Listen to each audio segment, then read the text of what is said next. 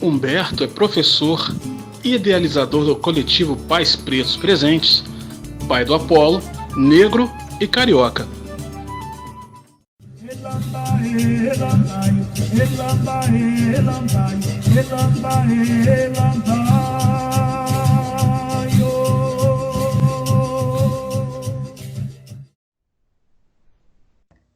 Ele é professor de inglês na rede pública do Rio de Janeiro há mais de 20 anos. É tradutor e intérprete, diretor da HB Consulting. Ele é idealizador do coletivo Pais Pretos Presentes. Né? Ele é casado com a digníssima Tainá Baltar e pai do Apolo, de 1 ano. O Minas Negras Gerais hoje tem a honra de receber o nosso grande irmão Humberto Baltar. Ocolofé, Alberto. Humberto. Você tá bom? Tudo tranquilo, graças a Deus, estou bem. Queridíssimo, vamos falar de paternidade preta. O que é isso? Me traz uma luz. Defina para mim paternidade preta. A paternidade preta ela envolve diversos desafios, especialmente porque o homem preto não se vê nesse lugar de um pai presente, um pai que possa suprir as necessidades da sua família, principalmente por uma questão de representatividade, né? Que a gente vê que a mídia passa uma ideia de pai preto que é ausente, que é violento, que é agressivo, ele é muitas vezes alcoólatra. Você não vê numa novela ou num filme um personagem preto, pai, presente, amoroso, afetuoso. Então isso faz com que as pessoas não acreditem, especialmente os homens, não acreditem que possam ser essa pessoa, já que eles nunca viram essa pessoa na sua realidade, né? Desde a representatividade pela mídia, como muitas vezes até mesmo onde eles moram, porque a gente tem esses dados, né, da violência policial, por exemplo, em que um jovem negro é morto a cada 23 minutos, então muitos homens nem chegam a essa idade da paternidade, não chegam aos seus 30 anos, especialmente nas comunidades, em lugares como aqui no Rio de Janeiro. Então, esse vazio de representatividade torna a paternidade negra uma pauta. Não deveria ser, né? Paternidade é algo natural, inerente a todo ser humano, mas no caso do homem negro, que tem a sua humanidade negada pelos meios de comunicação, tudo se torna mais difícil por ele não se ver nessa posição, nessa condição de ter uma família feliz, um casamento pleno e uma criação harmônica dos filhos. Então é preciso uma desconstrução de todo esse lixo cultural que é colocado para a gente desde a infância, em que só personagens brancos, loiros, caucasianos, com perfil europeu, têm o que é de melhor em termos de virtude, de aparência. Você pega, por exemplo, personagens da Disney, não tem um príncipe negro, embora você tenha uma infinidade de desenhos da Disney, não tem um em que o príncipe que salva e que é o grande mocinho da história seja um homem negro. Então, uma criança que é criada nesse meio cultural, né, ela não se vê na posição heróica, na posição virtuosa. Então, é preciso que na vida adulta a gente faça um trabalho de desconstrução. A não ser, é claro, que você tenha dado a sorte de crescer numa família militante, ativista, com pessoas envolvidas com a causa, que tenham te cercado de referenciais culturais africanos, histórias como lendas africanas, histórias de personagens africanos, histórias de reis e rainhas que fizessem com que você se visse como alguém grande, digno e valoroso desde a infância. Mas isso é raridade, são pouquíssimas famílias que têm acesso ainda a essa narrativa. Sim, para que isso aconteça, eu vou te fazer 2 perguntas em uma. Aqui você atribui qual seria o problema principal disso e qual seria uma das soluções para que isso realmente venha a se realizar, né? Essa nova forma de pensamento. Perfeito.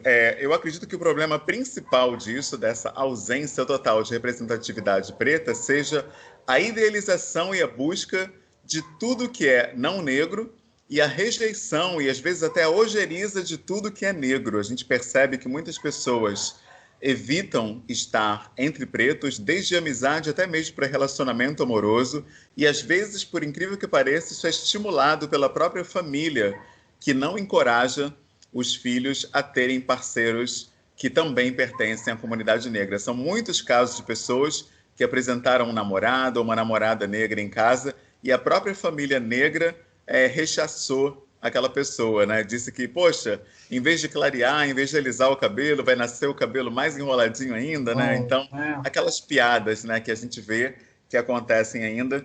E essa busca pelo branco, ela acaba afetando toda a autopercepção individual. A pessoa passa a ter até mesmo a autoestima abalada, ela não acredita em si mesma, isso afeta empregabilidade, afeta carreira, a pessoa arrisca menos na vida, ela assume menos desafios porque ela não acredita no potencial dela, já que sempre foram reforçados o poderio, a capacidade e a inteligência do branco e do negro só mesmo os deméritos. Então ela não tem fé em si mesma. E eu acredito que o antídoto para isso, a forma de combater isso, é cercar as nossas crianças de referenciais pretos. Eu percebo aqui em casa, por exemplo, que até mesmo o meu filho, que só tem 1 ano de idade, quando eu vou colocar um desenho para ele assistir no YouTube, praticamente todos os desenhos só têm personagens brancos, mesmo eu falando de músicas para bebês, vídeos simples de crianças, você tem pouca representatividade negra.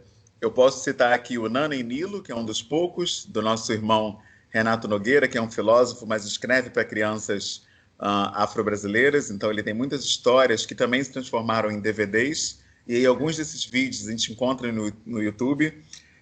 A gente tem livros também que a gente busca, né, com histórias de personagens negros para ler para os nossos filhos, para que eles possam se ver, e aí sim eles começam a desenvolver esse interesse na própria cultura, na própria história, na própria aparência e na própria ascendência também, que a gente percebe que, infelizmente, até essa parte, a branquitude faz questão, né, de, como é que eu diria, de demonizar, né?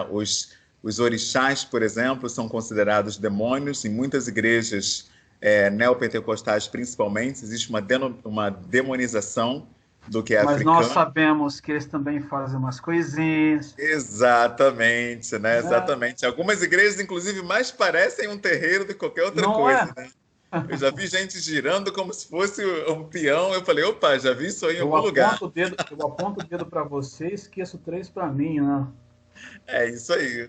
Exatamente. Então, para mim, a forma de combater isso é cercar nossas crianças, especialmente, de referenciais pretos. Mas os adultos também precisam disso, principalmente porque eles já passaram anos sofrendo uma lavagem cerebral aí, né? Então, é preciso desfazer isso. Eu próprio vejo isso na minha própria narrativa, na minha própria história. Eu também cresci vendo os desenhos que todo mundo vê, lendo o que todo mundo lê, vendo os filmes que todo mundo vê. Então, obviamente, eu fui condicionado a achar a branquitude mais bonita, mais atraente. Então, foi preciso todo um trabalho consciente de renascimento para que eu pudesse... Desconstrução daquela velha ideia, né? Exatamente, tem que desconstruir. Senão, invariavelmente, a gente vai procurar uma namorada loura e vai querer embranquecer o máximo possível.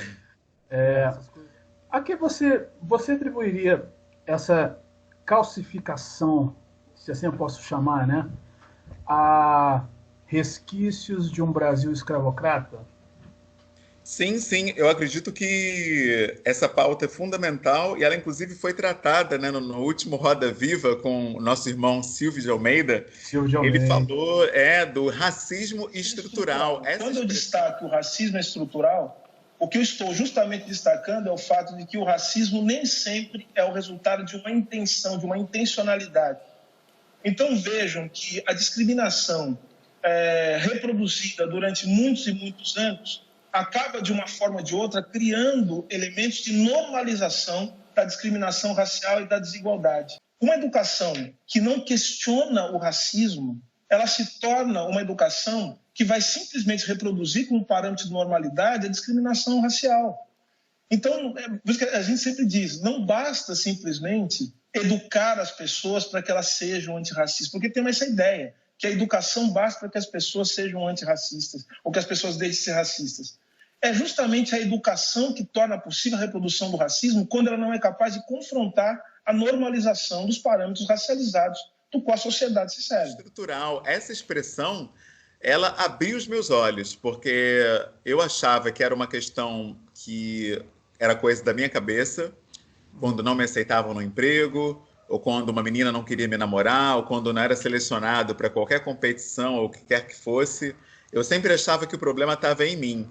E quando eu fui percebendo que isso era um padrão, não só comigo, mas com vários pretos à minha volta, aí eu me dei conta que era algo de fato que estava na estrutura social. E quando a gente acorda para isso, eu acho que acontece de fato um despertamento para a situação real em que a gente está. E é por isso que a expressão tornar-se negro, ela tem o seu sentido. Eu percebo que muita gente não entende isso quando uma pessoa fala, poxa, eu me descobri negro. Aí falou, como assim? Você sempre foi preto. Mas não é tão simples, porque você só percebe onde você está verdadeiramente quando você se atenta a essa estrutura totalmente montada para te deixar num lugar subalterno. E quando você percebe isso, aí você se dá conta de que não é tão simples individualizar a questão. Não é um ou outro racista, mas é uma sociedade pautada, montada, estruturada em cima do racismo. É muito maior do que indivíduos, né, específicos que são racistas. Então, quando a gente entende isso, a forma da gente se posicionar também, ela precisa ser estratégica. Então, daí que surge a necessidade da gente se unir, da gente construir coletivos, grupos, rodas de conversas, para que a gente possa também encarar um problema estrutural de forma também estrutural, de forma coletiva. Enquanto a gente tenta lutar sozinho contra essa estrutura racista, invariavelmente a gente acaba num lugar de depressão, num lugar de tristeza, de desânimo, e alimenta as estatísticas aí de moradores de rua, estatísticas de pessoas em lares manicomiais. Somos todos maioria em todos esses casos por causa disso, né, desse racismo estrutural. Então, a menos que a gente se una para enfrentar essa questão, infelizmente a gente vai perecer, porque individualmente não dá. É verdade. Quanto à relevância desse tema, você acredita que ele pode ser, que ele é difundido normalmente, ou que ele ainda está precisando, de repente, de um empurrão da sociedade? Olha, tem alguma coisa muito séria acontecendo aqui, a gente não pode deixar isso debaixo do tapete. Ele precisa sim, ele precisa ser olhado por toda a sociedade. Isso ficou nítido esse ano, com os diversos casos que nós tivemos. Tivemos um caso hoje, inclusive, de um menino aqui no Rio, também baleado em confronto, enfim, um menino de 8 anos, sempre a mesma história.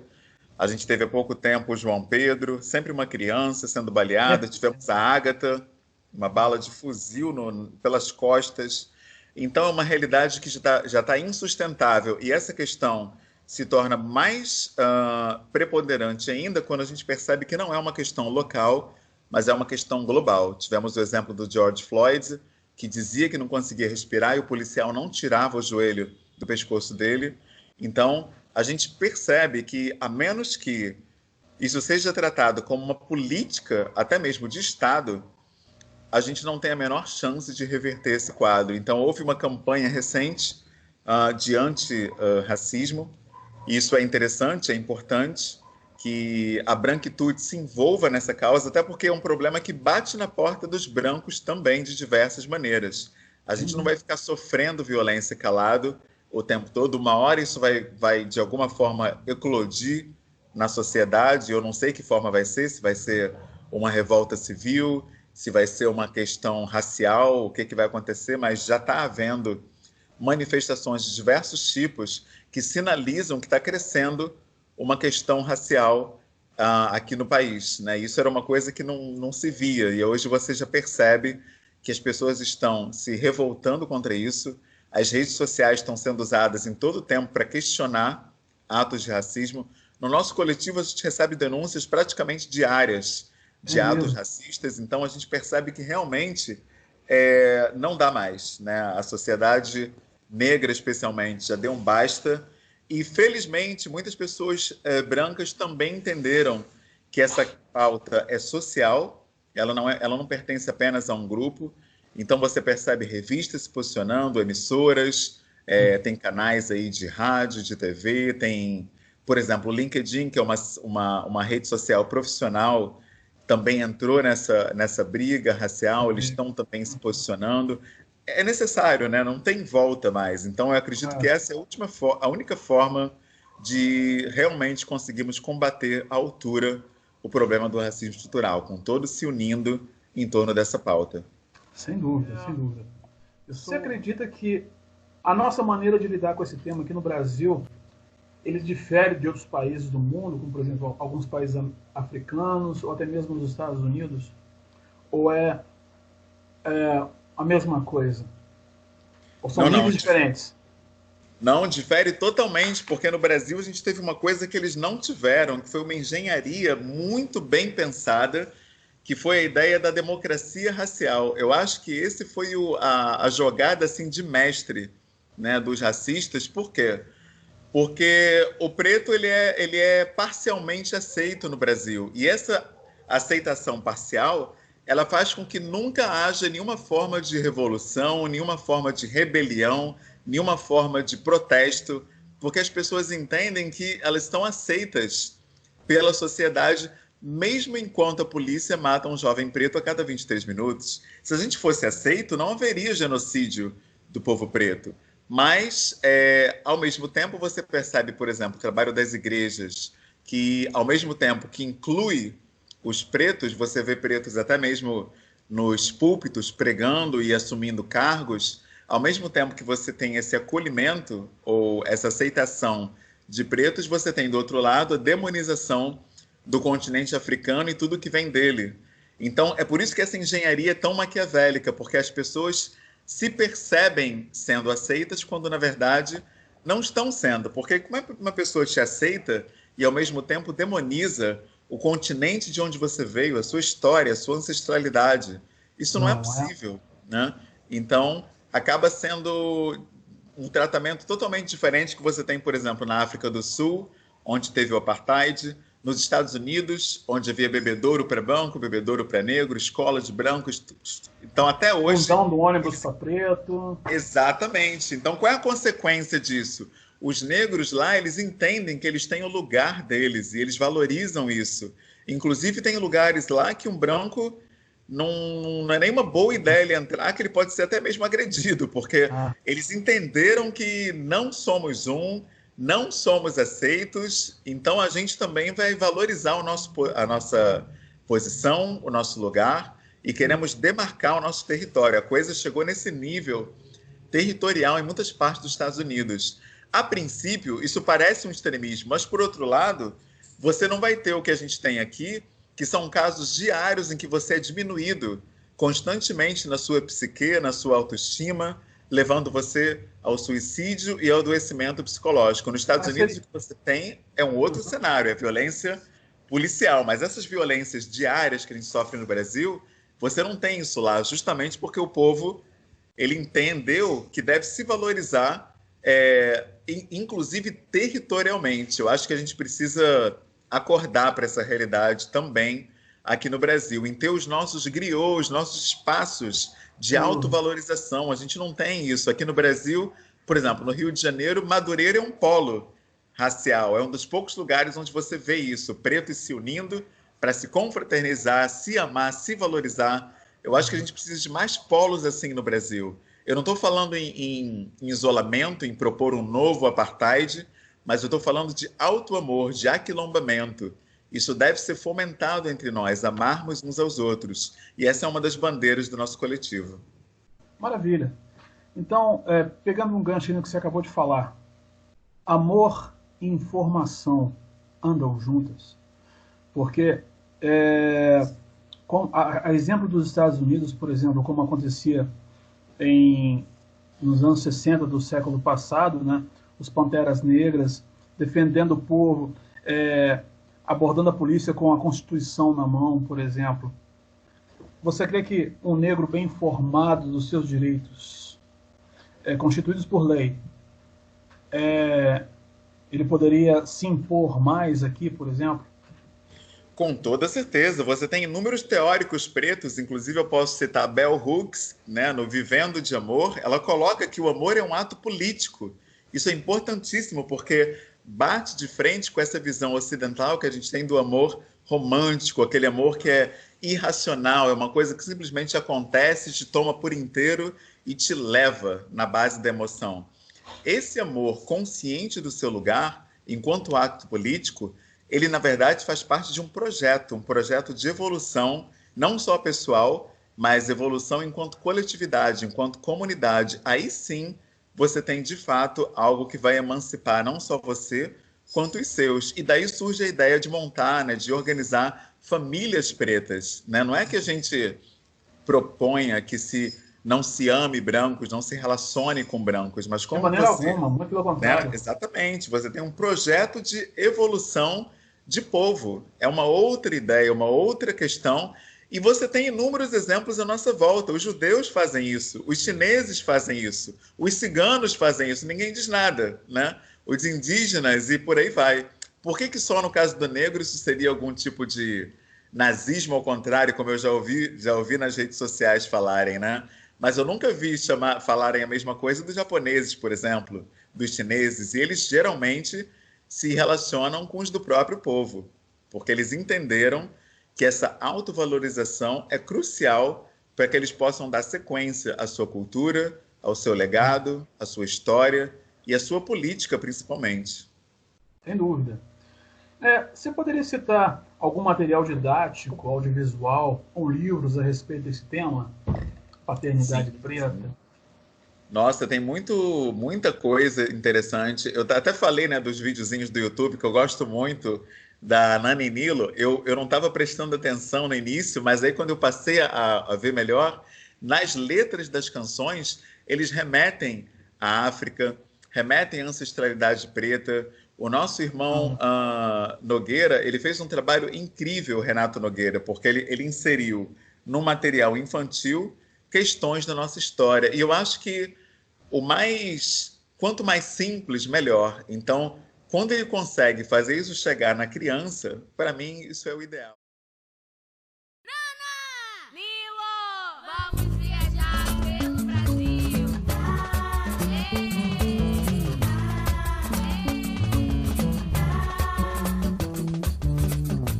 Zambi mora no cerrado e sabe mil brincadeiras. Apresenta aos chegados, aclamando a bandeira. E um dia inspirado, ele a batizou de Nice. Eita bicho engraçado, que adora dançar machixe. Eita bicho engraçado, que adora dançar machixe. É o ideal. Eu vejo muitas pessoas que gostam de citar, sabe, Garvey e outros autores, mas aí você começa a entrar no campo filosófico, no campo até mesmo político, e aí vem diversas nuances, a coisa começa a tomar áreas de complexidade que no final das contas acabam desvirtuando. Então eu prefiro ir no que há de mais simples, que é o que é feito, por exemplo, para crianças. E ali você coloca o que é essencial. A nossa cultura ancestral africana tem um traço, um princípio, que é o da oralidade. E como você não pode ficar falando a vida toda, o tempo todo, a oralidade tem um traço muito importante, que é o da concisão. Você vai ser o mais conciso possível. Você vai pegar o que é essencial e vai passar naquela mensagem. Então, por exemplo, os provérbios, né, eles são da cultura africana. Então você tem uma frase, mas que se você for destrinchar, aquilo vira uma tese de mais páginas e páginas e mais páginas. Né? Então, eu acho que essa é a ideia. Você deve ir no mais simples, extrair o essencial e trazer isso para a tua vida. A gente está numa época, a gente acabou de ver isso essa semana com o ministro da Educação, uma época que valoriza muito o diploma, valoriza muito a universidade, a graduação, quando, na verdade, o que é essencial, geralmente, é algo conciso, é algo que não demanda um conhecimento, um aprofundamento, uma titulação muito experiência. Grande. Exatamente, experiência, perfeito. Porque é um traço da branquitude, essa ideia de valorizar a pessoa pelo que ela tem e não pelo que ela é. Ou seja, um diploma, uma folha de papel, nessa concepção, ela acaba se tornando mais importante do que o que a pessoa tem enquanto vivência dela, né? Enquanto o legado que ela traz da família, o legado ancestral. Então, eu acho que é fundamental que a gente estude ideias centrais do nosso povo. Por exemplo, eu vou dar um exemplo aqui de uma frase de Garvey, um desses aforismos que traz uma ideia, que é simples.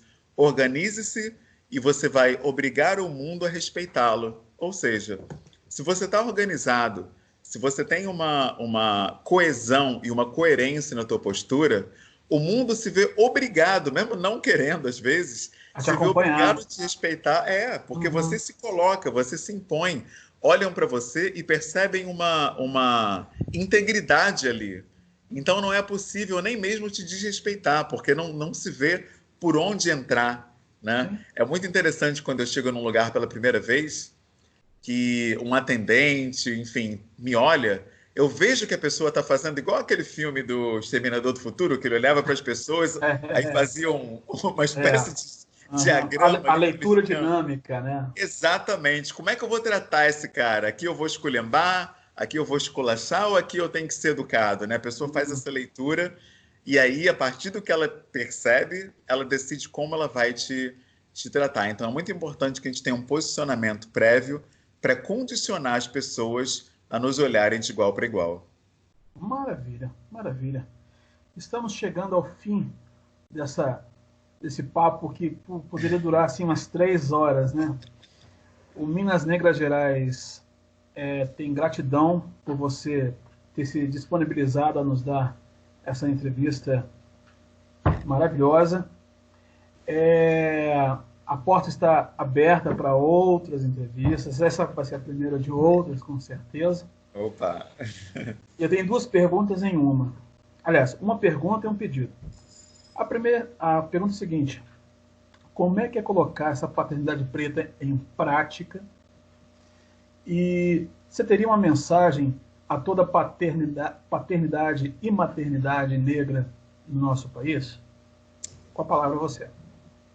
Sim. Colocar essa paternidade em prática é justamente o que o nome já diz, em prática. Coisas práticas do dia a dia devem fazer parte desse paternar, desse relacionamento. Por exemplo, coisas práticas. O que se faz com o bebê, por exemplo? Você dá banho, você dá comida, você dá o banho de sol. Transformar essas atividades práticas em relacionamento. A gente tem, também fruto da branquitude, a ideia de que os deveres e obrigações são algo enfadonho, algo chato, algo que você tem ali que cumprir por obrigação, quando, na verdade, você tem aí um meio incrível de estreitar os laços entre você e os filhos. Então, por exemplo, no banho do meu filho, do Apolo, já tem um livrinho ali que fica do lado da banheira, que é o livrinho do hipopótamo. Na hora do banho eu pego o livrinho, aí eu leio com ele.